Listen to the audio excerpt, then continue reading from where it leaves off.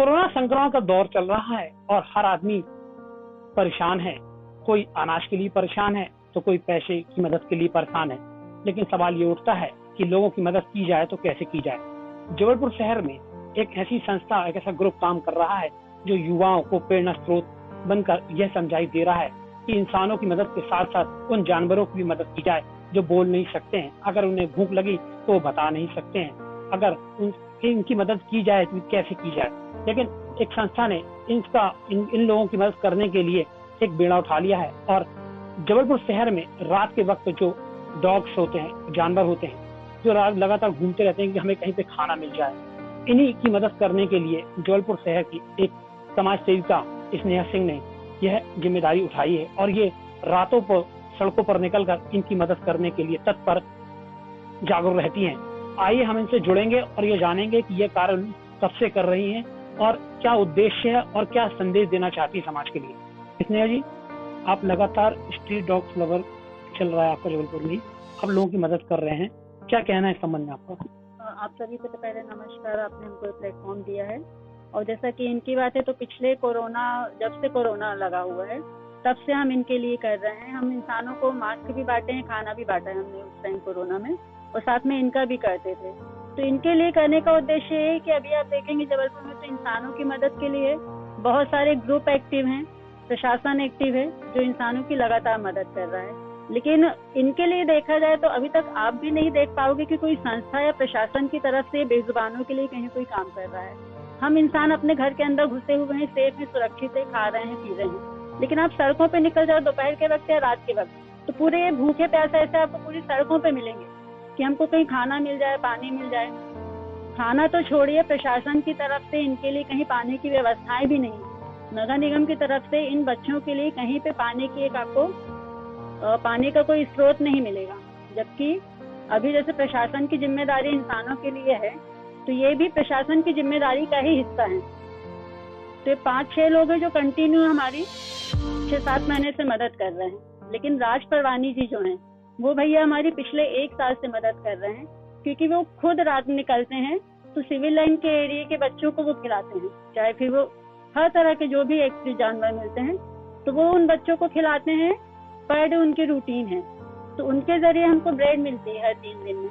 ये कितनी बड़ी बोरी 20-25 किलो रहती होगी, तो वो हमको कंटिन्यू राज भैया प्रोवाइड कर रहे हैं। तो हमको इनको खिलाने में आसानी हो रही है कि हमारा थोड़ा सा वो बढ़ गया है। और इसके अलावा अभी हम पानी के जल पात्र भी रखवा रहे हैं जबलपुर में, स्ट्रीट एनिमल लवर ग्रुप के नाम से। तो उसमें भी राज भैया का ही सहयोग है। तो राज भैया का तो बहुत बहुत धन्यवाद कि वो खुद इतना अच्छा काम कर रहे हैं और हमारी मदद कर रहे हैं, जबकि वो हमको नहीं जानते कि उस समय हमने व्यवस्थाओं के साथ ये चर्चा भी रखी थी कि जिनका एक्सीडेंट हो जाता है, भाई गाय का होता है तो तुरंत फोन होता है, गौशाला भेज दिया जाता है। लेकिन इन बच्चों का एक्सीडेंट होता है तो इस सड़क पे तड़पते रहते हैं। इंसानों के लिए ये कचरे से भी बदतर है। मतलब कचरा तो फिर भी ठीक है, ये तो शायद कचरे की गिनती में भी नहीं आता, एग्जिस्ट भी नहीं करते हम इंसानों के लिए। तो हमने वहाँ पे ये रखा था कि सर इस तरह के कुछ बच्चे जो एक्सीडेंटल केस वाले हैं तो इनकी वेटनरी कॉलेज में व्यवस्था की जाए कि जहाँ पे इनको रख के इलाज तो हो, कम से कम बेचारे तड़पे नहीं इधर वो भी ना हो। कॉलेज तो बंद है अभी पूरा लॉकडाउन में, तो वहाँ रख के व्यवस्था की जाए। प्लस वहाँ पे इनके डॉक्टर है, वेटनरी के डॉक्टर हैं, तो व्यवस्था की जाए। तो उस टाइम वो पॉइंट नोट डाउन हो गया हमारा, लेकिन उस पर कुछ काम नहीं हुआ अभी तक। और दूसरी चीज क्या है कि हमारे कई जगह हमारा नंबर शेयर किया है लोगों ने, तो हमारे पास फोन आते हैं कि स्नेहा जी यहाँ पे ये डॉग ऐसा हो गया, वहाँ पे वो डॉग वैसा हो गया।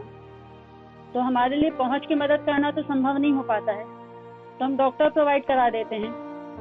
कुछ डॉक्टर तो जो इसलिए आते हैं तो हम अपने पास से ही पे करते हैं उनको इनके इलाज के लिए। दवाइयाँ वगैरह पूरी सब हम टोटल अपने पास से देते हैं, उनको कहीं कोई मदद नहीं मिलती है।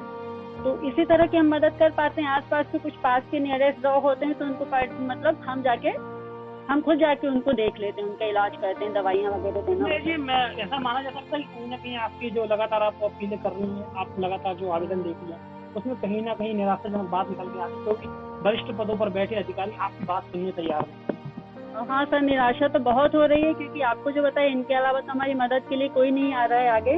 और हमारे फ्रेंड सर्कल में हमको जानने पहचानने वाले लोग हैं जो जानते हैं 1 साल से इसने इनके लिए काम कर रही है, वो लोग मदद के लिए आगे नहीं आते हैं हमारी।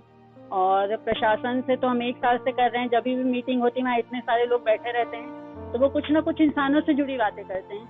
लेकिन एक हम ऐसे अकेले व्यक्ति जो वहाँ पे इनके लिए बात करते हैं कि इनके लिए कुछ करना है, लेकिन कुछ हो नहीं पा रहा है इनके लिए। अब जैसे अभी मान लीजिए कोरोना चल रहा है तो हम पर डे 100 से ज्यादा बच्चों को खिलाते हैं। और कितने बजे से आपका जो अभी काम करना शुरू करते हैं, कि क्या टाइम डिसाइड किया आपने? सुबह करते हैं, शाम को करते हैं, क्या टाइम से? नहीं सर, ये टाइम हमारा एक्चुअली में रात का है। वैसे तो पहले थोड़ा जल्दी हो जाता था, हम 12 साढ़े 12 तक घर आ जाते थे, लेकिन अभी की डेट में क्या है कि हम 10 साढ़े 10 बजे निकलते हैं, तो क्योंकि हम बहुत ज्यादा लंबा घूमना पड़ता है, हम 2 से ढाई बज जा रहे हैं हमको रात में, क्योंकि हम इनके लिए लेके चलते तो हमारे पास खाना तो रहता ही, जैसे बिस्किट्स रहते, पार्ले जी बिस्किट्स के 2 से 3 पैकेट हमको पर डे लेना ही रहेगा। अकेले ही करते हैं आपकी, और भी आपके साथ में कोई गाड़ी में रहता है जिससे आप? हम अकेले ही करते हैं, हमारे साथ कोई नहीं आता है इसमें, हम अकेले ही करते हैं, घूम के करते हैं।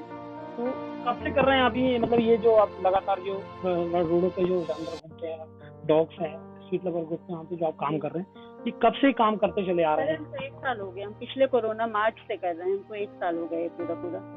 कितना खाना जो आप डेली इनके लिए प्रोवाइड करते हैं? बिस्कुट रहते हैं कि इनमें रोटियां रहती हैं, क्या रहती हैं? और सर हमारे पास 3 पार्ले जी के पैकेट रहते हैं बिस्कुट के, जो 120 रुपए के आते हैं। इसके अलावा 7 से 8 किलो ब्रेड रहती है हमारे पास, घर की बनी 25 से 30 रोटियां रहती है, 1 बोतल भर के दूध रहता है। इसके अलावा 3 बोतल हमारी पानी की रहती है, प्लास्टिक के वो डब्बे होते हैं जिसमें इनको खाना पानी देते हैं। और इसके अलावा हमारी डिक्की में दवाइयाँ भी रहती हैं। अभी हम 50 से 60 जो आप देखे होंगे, इन बच्चों को जो खुजली हो जाती है, बाल झड़ जाते हैं, तो 50 से 60 बच्चों को हम अभी वो दवाइयाँ दे चुके हैं, जो वो ठीक भी हो चुके हैं उन दवाइयों से। और ऐसे टॉनिक वगैरह जो भी रहता है, पहले तो एक आध बार डॉक्टर आते थे, लेकिन अब जब से हमने देखा डॉक्टर नहीं आते इनके इलाज के लिए, तो हमारे फ्रेंड छतरपुर में डॉक्टर हैं, वो हम उनको भेज देते हैं कि इसको ये बीमारी है, वहाँ से हमको दवा बता देते हैं, तो हम दवाई दुकान से वो दवाई लेके हम वो देके इनको ठीक करते हैं। और हमारे साथ जहांगीराबाद में रहने वाली स्नेहा सिंह जुड़ी हुई थी, जो लगातार सामाजिक कार्य कर संस्कार धानी वासियों का नाम गौरवान्वित कर रही हैं। लेकिन इनकी मदद करने के लिए कोई भी ऐसी सामाजिक कार्यकर्ता है, सामाजिक लोग सामने नहीं आ रहे हैं। इनकी अपील है कि इनसे जुड़िए और इन जानवरों और पशुओं की मदद कीजिए, क्योंकि ये जो जानवर है, डॉग्स है, गाय है, ये बोल नहीं पाते हैं, सिर्फ सुन पाते हैं। लेकिन सवाल ये उठता है, अगर उन्हें भूख भी लगेगी तो वो बता नहीं सकते। लेकिन स्नेहा ने जो कार्य किया है वाकई में काबिल तारीफ है। हम भी स्नेहा के इस कार्य को उत्साहवर्धन के साथ यह कहना चाहेंगे कि उनके द्वारा यह कार्य वाकई में दिलचस्प भरा है, और इनकी जो लगातार इनके द्वारा जो मदद की जा रही है उसको हम भी सलाम करते हैं। कदीर खान के साथ धर्मराज सिंह, पल पल इंडिया न्यूज।